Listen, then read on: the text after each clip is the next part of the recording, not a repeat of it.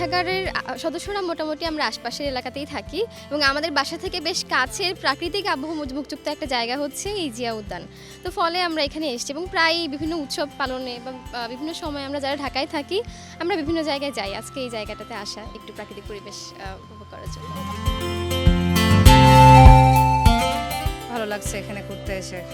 এই প্রাকৃতিক সৌন্দর্য, এখানকার ঠান্ডা বাতাস সব কিছু মিলায় খুবই ভালো লাগছে। শহরের কোলাহলের মধ্যে এই জায়গাটা মোটামুটি একটু নিরিবিলি, এই জন্য এখানে ভালো লাগছে।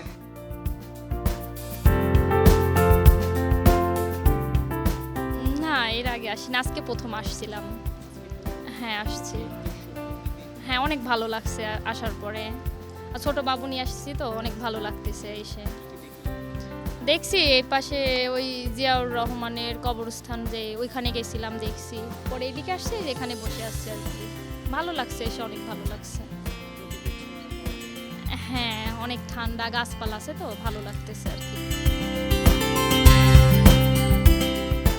বিমান বাহিনী জাদুঘরে যাবো আর কি দেখতে।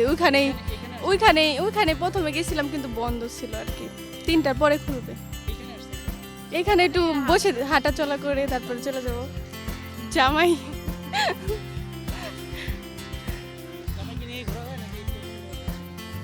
এই প্রথম বলতে আরো আসছি, কিন্তু এখানে প্রথম আসছি জামাই।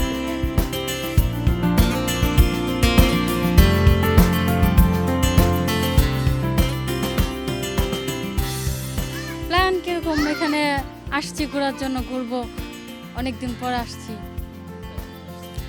আমরা বান্ধবীরা মিলেই আসছি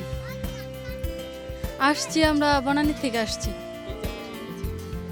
এই জায়গাটা ভালো লাগে, এই জন্য অনেক সুন্দর একটা জায়গা, এই জন্য আমরা এটাই বেছে নিছি।